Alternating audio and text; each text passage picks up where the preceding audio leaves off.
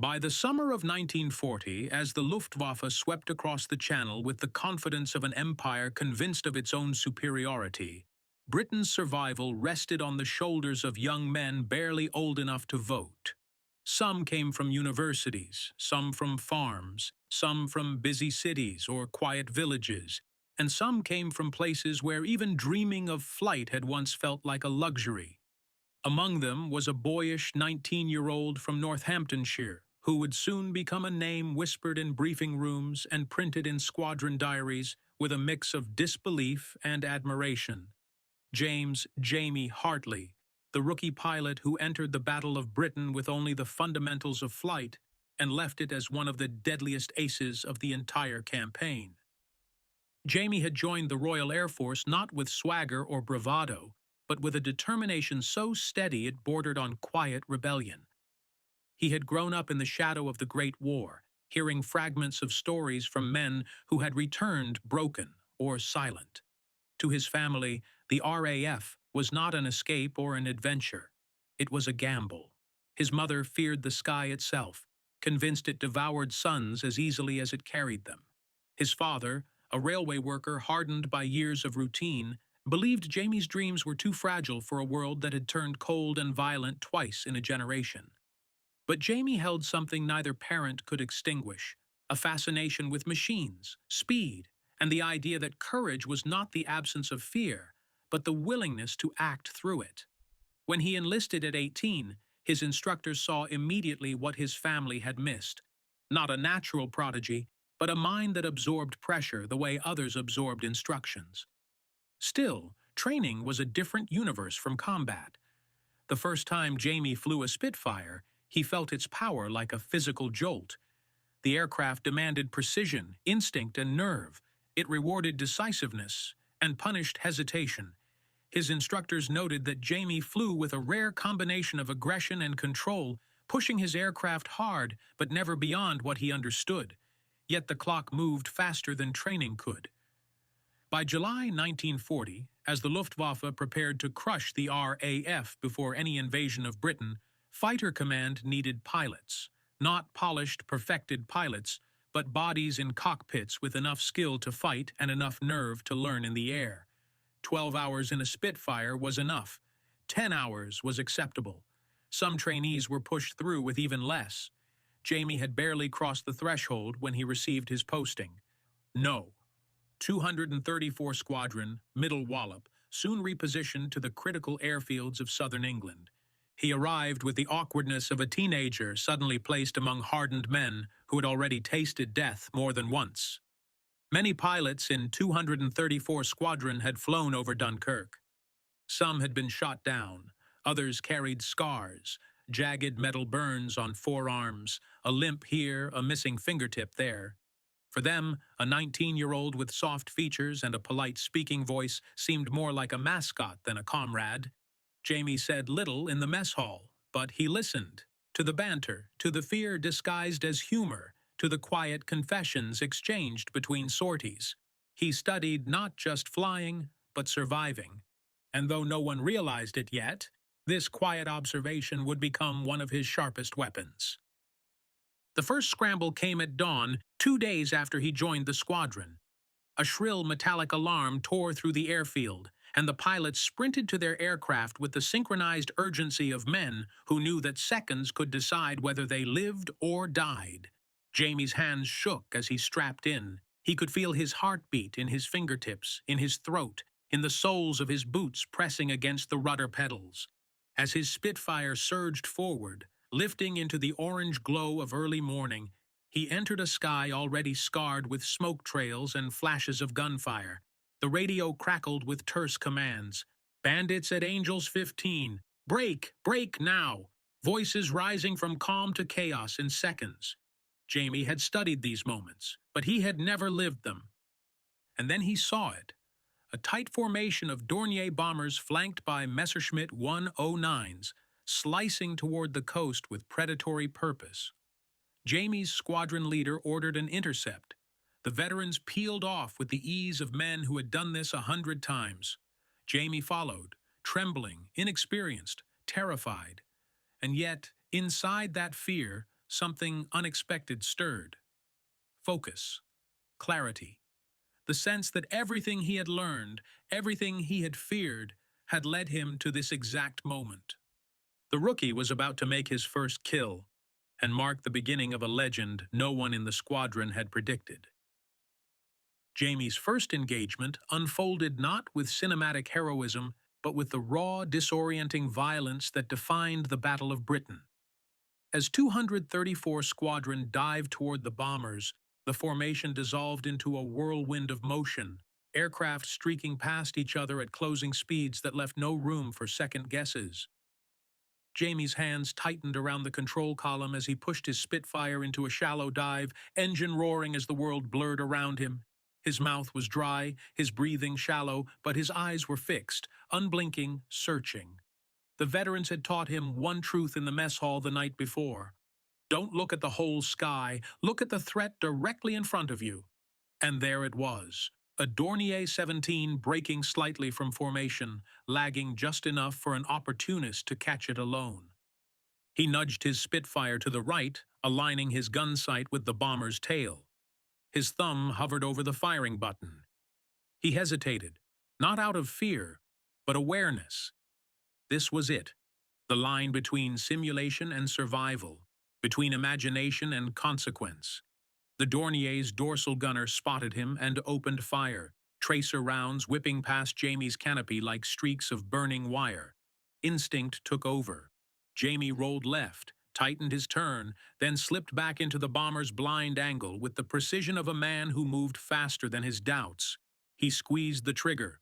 The 8.303 Browning machine guns thundered, shaking the Spitfire as streams of bullets tore into the Dornier's fuselage. A moment later, white smoke billowed from the bomber's starboard engine. The aircraft banked sharply, losing altitude, trailing a widening ribbon of fire. Jamie felt a jolt in his chest, not triumph, not relief, but disbelief. He had hit it. He had actually hit it. And then came the second truth of air combat. If you focus too long on your kill, you become one. A shadow swept across his canopy. Jamie glanced up and saw a Messerschmitt diving on him, gun ports glinting.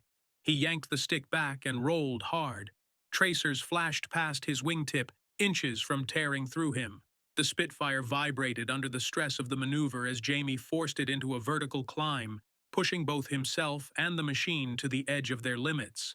The G-forces blurred his vision. His lungs fought for air. He felt the weight of the world pulling him downward, but the Spitfire climbed anyway, defiant, eager, alive. The 109 overshot, unable to match the Spitfire's turning radius. Jamie rolled onto its tail, the sudden shift from prey to predator almost surreal. He steadied his breathing, leveled his aim, and fired a short burst. The Messerschmitt jolted violently, smoke pouring from its fuselage. The pilot bailed out seconds before the aircraft spiraled into the channel below. Jamie watched the parachute deploy.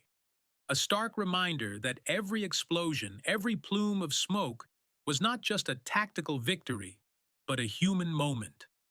Some part of him wondered if he should feel guilt, but another part, the part that knew Britain's survival depended on these seconds, hardened.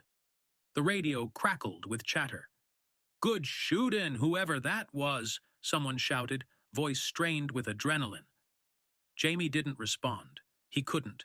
He wasn't ready to claim anything. He wasn't sure what he believed yet, that he'd survived, that he'd prevailed, or that fortune had simply not abandoned him. But the fight wasn't over.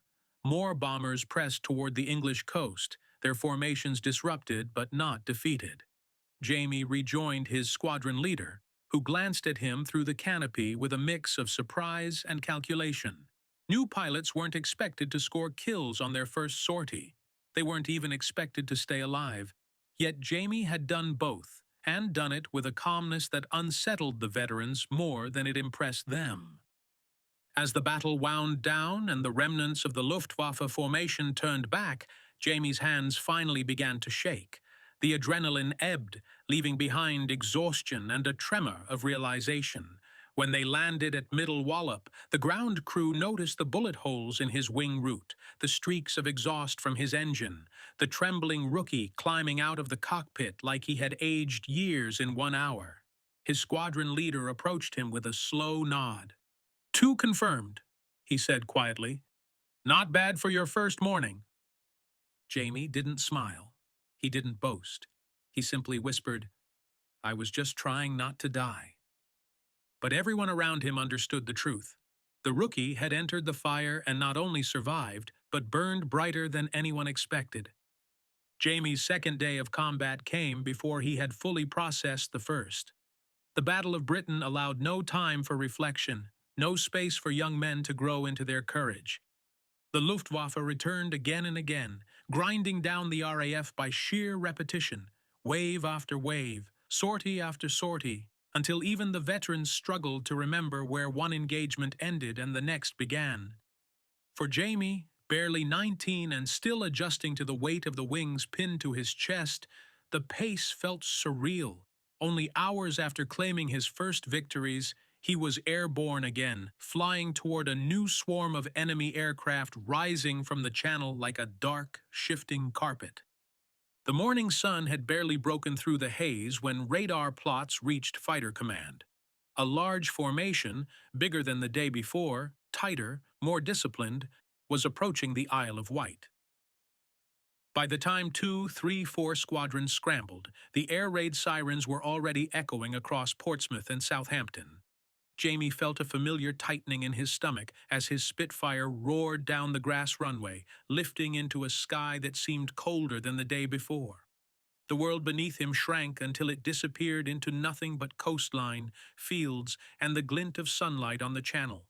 And then he saw them. Dozens of Heinkel 11s flying in rigid formation, escorted by a screen of Messerschmitts positioned like wolves guarding a flock. The veterans in the squadron murmured over the radio, their voices composed but edged with experience. "Keep your altitude," the leader warned. "Don't get dragged down into the bomber stream. The 109s are waiting for that." Jamie took the words to heart. Yesterday he had flown on instinct, adrenaline carrying him through chaos. Today he flew with awareness. He stayed slightly above his wingman, scanning not for the obvious threats, but for the ones hidden in angles of sunlight or shadow, the predators stalking the inexperienced.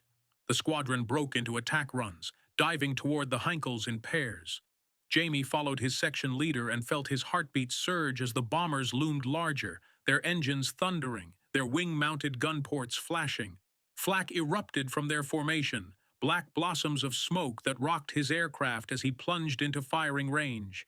He pressed the trigger, and the Spitfire vibrated with life, spitting fire into the formation.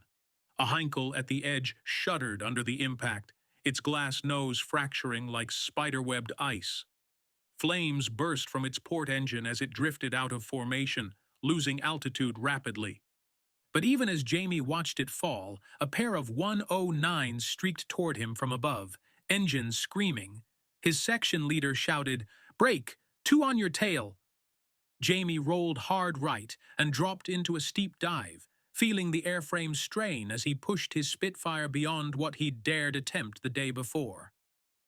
The Messerschmitts followed, but he kept diving until the world blurred, then pulled sharply upward, forcing his pursuers to overshoot. It worked, barely. One flashed past him, unable to correct in time. Jamie seized the moment and turned aggressively onto its tail.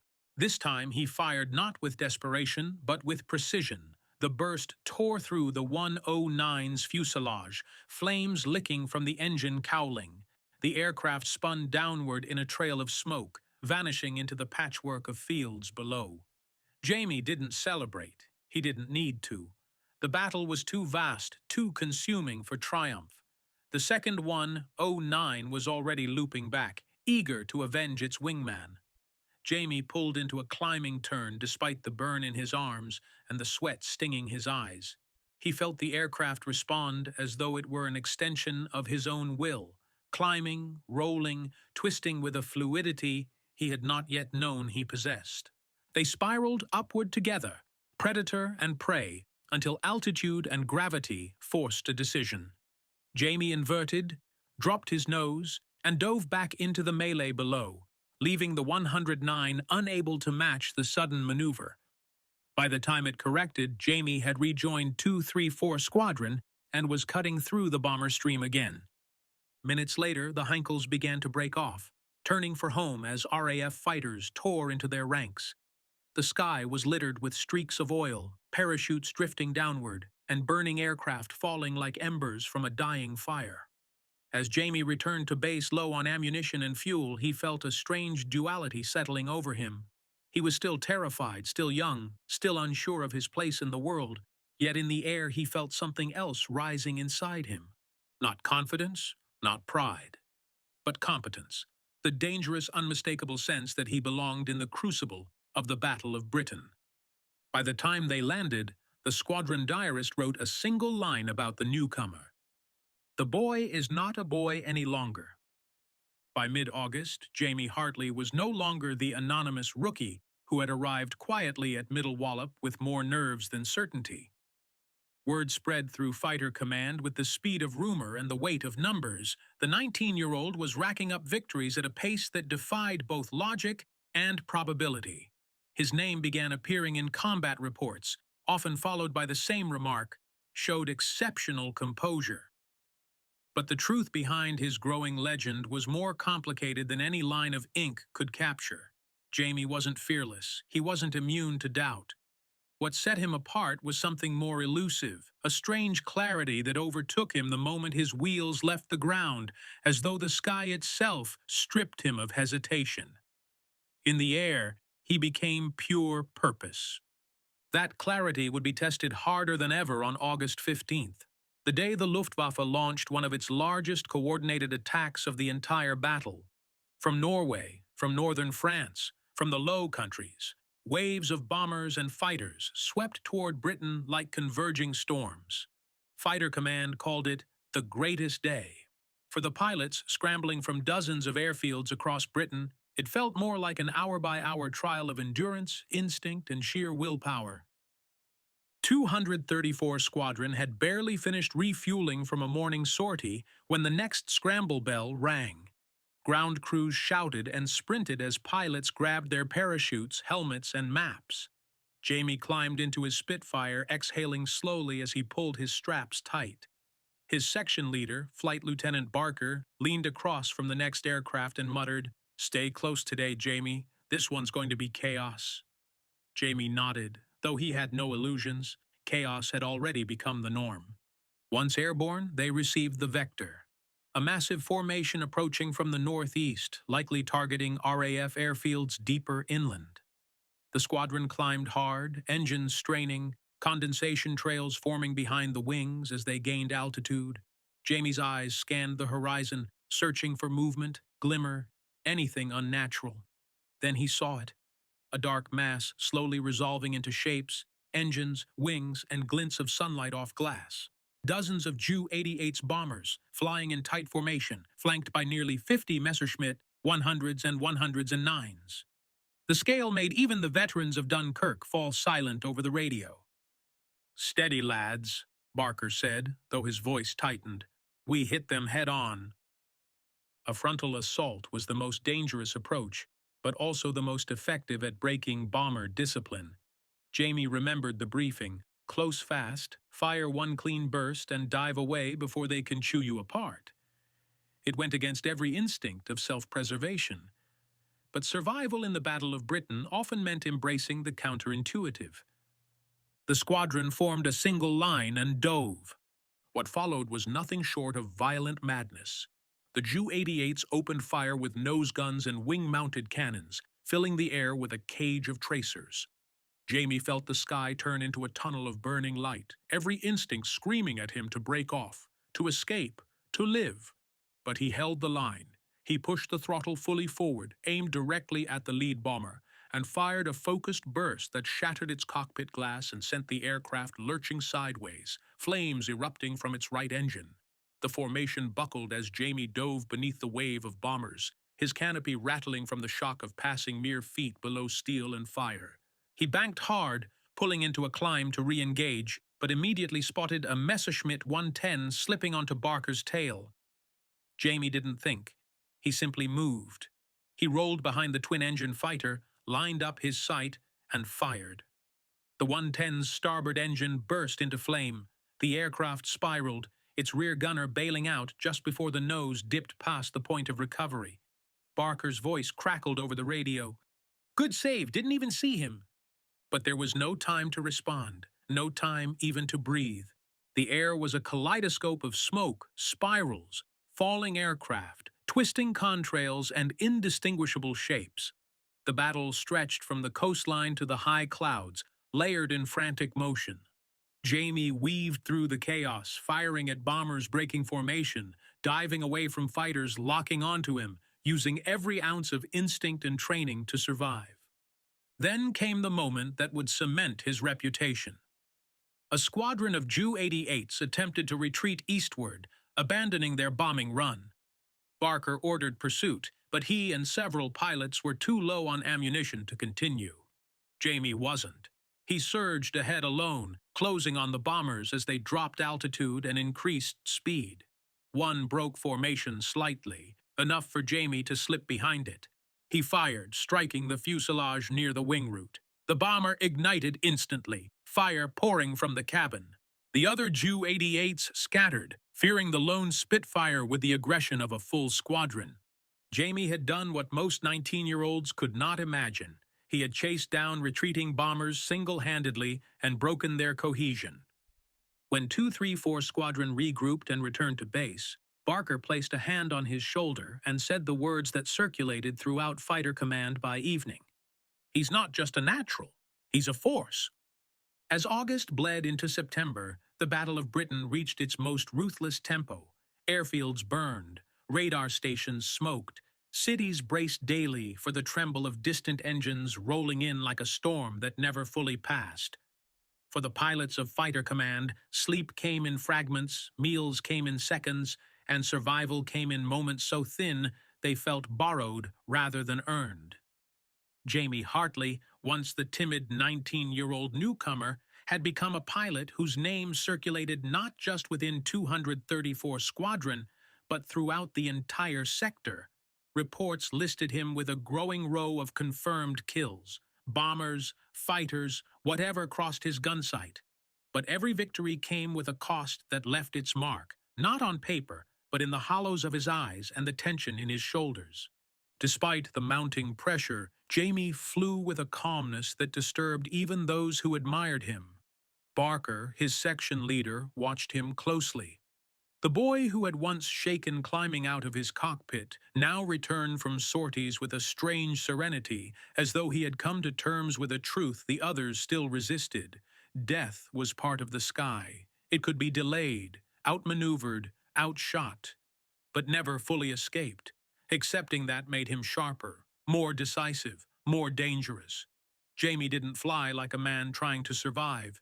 He flew like a man who refused to let fear dictate even a second of his existence. That relentlessness became essential on September 7th, the day the Luftwaffe shifted its strategy and unleashed the first major bombing of London. Fighter Command scrambled everything it had. Jamie had just landed from an early sortie when the order came: refuel, rearm, and get back up immediately. Ground crews worked with furious mechanical precision, barely speaking as they hauled ammunition, topped tanks, and slammed engine cowlings shut. Jamie ran back toward his Spitfire, fatigue forgotten, replaced by an instinctive readiness that had become his second nature. Moments later, they were airborne again, flying toward vertical columns of smoke rising from the capital. Even from miles away, Jamie could see flames licking beneath the haze, entire streets burning. The scale of destruction hollowed something inside him, but the sky gave him no time to process it. "Bandits, multiple groups," Barker announced over the radio. "We hit the fighters first. Keep them off the bombers." The Messerschmitts were already circling like vultures above the bomber stream. They dove in pairs, using altitude and speed to slash through the Spitfire formations. Jamie rolled into their attack path, pulling higher to intercept. A 109 flashed past him, closing on two squadron mates below. Jamie banked sharply, pulling behind it in a maneuver that pushed G-forces into his chest until he struggled to breathe. But the angle was perfect. He opened fire. The 109 exploded into debris that fell in glittering fragments toward the Thames. Another fighter dropped in behind him immediately, opening fire before Jamie could react. Tracers stitched across his left wing, tearing fabric and metal. Warning lights flicked on. But panic never came. Instead, Jamie inverted his aircraft, letting the 109 overshoot, then forced the Spitfire into a descending spiral that took him behind his attacker in less than 3 seconds. The shot he fired was brief, precise, lethal. The Messerschmitt rolled onto its back and dove into clouds, trailing thick black smoke. There was no time to savor the escape. The bomber stream pressed onward, Heinkel's releasing high explosives over London in rhythmic, devastating intervals. Jamie dove toward them, firing at the nearest aircraft, feeling the Spitfire rattle violently as he ripped through their formation. He scored hits on 2, sending one streaming smoke and forcing another to break away, but the others continued, relentless in their mission. As he climbed back into the fight, Jamie saw something that froze him. A lone Spitfire tumbling end over end, tail sheared off, flames consuming the cockpit. The aircraft spiraled downward and exploded on impact. No parachute, no hope. Jamie didn't know who it was yet. In the chaos, there was no room for names, but every man lost carved another line across the soul. Barker's voice finally cut through the static. "Hartley, form on me! We're pushing them back across the river." Jamie obeyed, though a part of him stayed behind in the burning streets below. They chased the retreating Luftwaffe all the way back toward the channel, emptying their remaining ammunition before breaking off to return home. When they landed, the squadron gathered in silence as the losses were read aloud. 2 pilots gone, 1 badly burned, 1 missing. Jamie didn't speak. He simply sat beside his aircraft, staring at the bullet holes stitched across the wings like reminders. The legend was growing, but so was the burden that came with it. By late September 1940, victory and exhaustion lived side by side inside every RAF pilot. The Battle of Britain had no rhythm, no pattern, only an unending cycle of scrambling, fighting, refueling, and waiting for the next siren.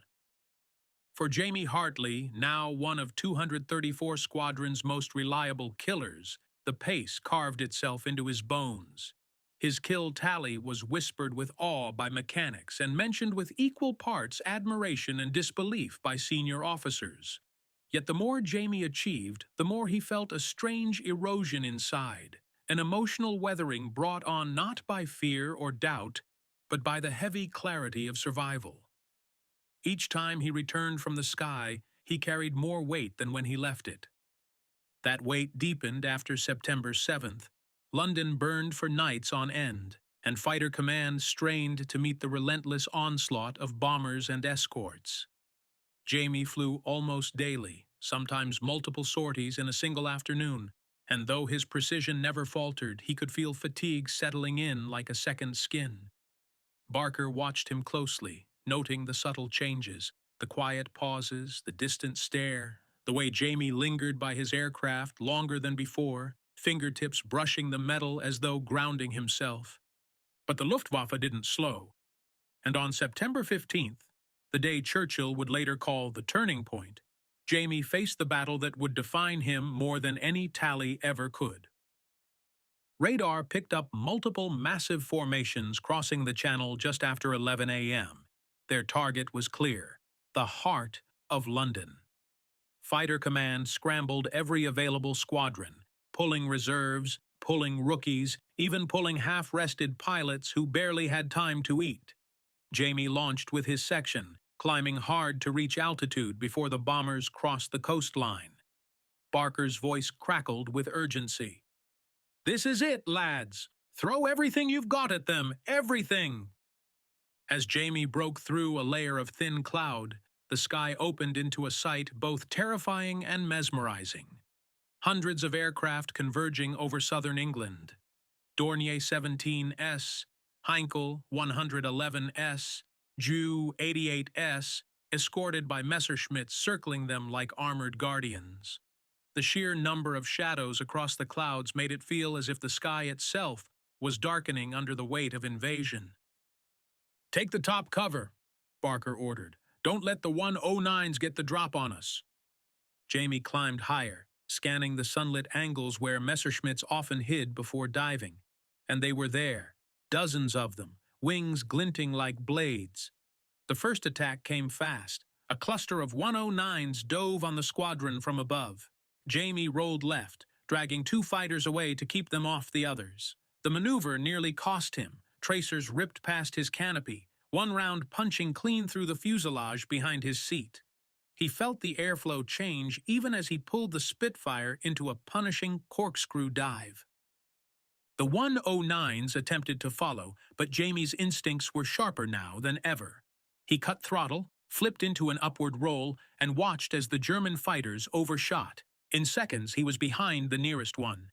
He squeezed the trigger, firing a controlled burst. The Messerschmitt erupted in flame and spiraled downward, but the second fighter swung around sharply, forcing Jamie into a head-on pass. It was the kind of maneuver most pilots avoided, a duel measured in fractions of a second. Jamie held firm, firing early to unsettle the German pilot. It worked. The 109 broke slightly left, exposing its engine cowling. Jamie fired again, tearing through the metal. The fighter disintegrated in mid-air, scattering debris across the sky like shattered glass. He emerged from the pass, gasping, drenched in sweat. Below him, the bomber stream pressed on relentlessly toward London. Jamie dove to intercept, aiming for the center of the formation. He lined up on a Heinkel, fired. Smoke billowed. The bomber dropped altitude rapidly. Another took its place. Jamie fired again, shredding its wing root. But as he climbed to reposition, he saw something that pierced him deeper than any bullet. A Spitfire from his squadron, trailing fire, spiraling downward. Barker's voice shouted urgently over the radio. "Hartley, keep your focus. We'll sort out casualties after. Press the attack." Jamie forced himself onward. He dove again and again, scoring more hits, tearing gaps into the bomber formation until it finally broke apart. Bomb loads jettisoned too early, aircraft aborting, escorts scattering in disarray. By the time the Luftwaffe retreated across the Channel, Fighter Command had delivered one of its most decisive victories of the war. But as Jamie landed, exhausted and trembling, the ground crew approached Barker with solemn expressions. The spiraling Spitfire he'd seen fall? It belonged to his closest wingman, the man who had taken him under his arm during his first week with the squadron. Jamie stood beside his aircraft as the news settled in, a quiet grief washing over him. He did not break. He did not cry. But something inside him shifted, a deeper understanding of what the sky demanded and what it took in return. The ace was growing stronger, but the boy inside him was fading. By early October, as the days shortened and the Luftwaffe's confidence thinned with the fading summer light, the Battle of Britain entered its final, desperate phase. German strategy shifted from daylight raids to nocturnal bombing, and though the skies grew quieter during the day, the men of Fighter Command lived with a strange, uneasy silence. A silence that felt less like peace and more like an intermission between storms. For Jamie Hartley, now one of the youngest aces on the island, the lull offered no comfort. His victories had earned him respect, attention, even admiration from men twice his age, but they had also earned him solitude. The more he achieved in the air, the more distant he felt from the world below. The squadron commander, Group Captain Davis, noticed. "Hartley," he said one morning, "your flying is exceptional, but you're running yourself thin." Jamie simply nodded, though he couldn't explain that fatigue wasn't the enemy anymore. Fatigue he could endure. What gnawed at him was the accumulating weight of memory, the faces of the men who didn't return, the aircraft that vanished into smoke, the flames reflected in his canopy as he passed bombers burning from his guns. He had become a symbol of the squadron's resilience, but symbols did not rest. They endured. The Battle of Britain, however, was not done with him. On October 12th, one of the last major daylight raids crossed the Channel. Though smaller than the catastrophic waves of August and September, it was still formidable. A determined strike against airfields in southern England. Jamie launched with 234 Squadron, climbing through broken clouds toward the silver flicker of bombers moving in formation. This time, though, the Luftwaffe escort seemed more desperate than dominant. Their moves were sharper, riskier, fueled by a sense that victory was slipping through their fingers. Jamie saw it immediately. The familiar discipline of the 109s was fading, replaced by a frantic aggression that made them both dangerous and vulnerable. As the squadron engaged, Jamie's clarity returned. That sharpened state where instinct and thought fused into one seamless motion. He spotted a 109 diving on Barker and moved to intercept, closing with the precision of a striking hawk. The German pilot tried a tight brake turn, but Jamie anticipated it, firing a burst that tore through the aircraft's wing. The Messerschmitt snapped downward, spiraling into the channel. Another fighter appeared in front of him, not enemy, but friendly, a hurricane weaving erratically, pursued by a 109 sticking tight to its tail. Jamie dove, firing a warning burst to force the German to adjust his angle. It worked, but the split-second timing required Jamie to pull violently upward, nearly blacking out as G-forces crushed him into his seat. His vision tunneled, darkening at the edges. He fought to stay conscious, gasping, blinking hard, clinging to the sound of the Merlin engine roaring in front of him. When his vision returned, the sky exploded into motion. Bombers breaking formation, fighters scattering, aircraft falling like wounded birds. Jamie rejoined the fight with renewed urgency. He fired into a Heinkel attempting to escape, sending it into a smoking dive. He crippled another moments later, scoring hits that forced its crew to bail out over open fields. Each pass through the bomber stream added another scar to the sky, another thread to the tapestry of the battle's closing act. But then, in the chaos, came the moment that would define the end of Jamie's campaign. A 109 dove from above, unseen until the last second, firing a burst that tore through Jamie's wing and peppered his fuselage. The Spitfire jolted violently. Warning lights blinked rapidly. Smoke seeped into the cockpit. The aircraft shuddered as though wounded in its very spirit. Jamie forced the Spitfire into a tight, evasive turn, pushing past pain, past exhaustion, past instinct. He managed to shake the German fighter, but the damage was severe. His engine sputtered, coughing dark smoke. "Barker, I'm hit," he said, voice tight but steady. "Stay with me, Jamie. Bring her home." Jamie coaxed the Spitfire back toward friendly lines, fighting every vibration, every sputter, every drop in power. The machine that had carried him through fear, fire, and triumph now trembled beneath him like a living thing nearing its final breath. As he descended toward the airfield, the engine gave one last violent shudder before ceasing entirely. He glided. No power, no margin, no forgiveness. The grass rushed toward him. He held the stick firm. Impact slammed through his body. Metal screamed. The Spitfire skidded across the field, tore through a line of markers, and came to rest with smoke rising from its ruptured cowling. Silence. Then voices, hands pulling him from the wreck, Barker's face hovering into focus, pale with fear. "Jamie, Jamie, look at me. You're alive." He was. Bruised, dazed, exhausted, but alive. Over the next weeks, as his injuries healed and his flight status remained grounded, the Battle of Britain drew to a close. The Luftwaffe had failed.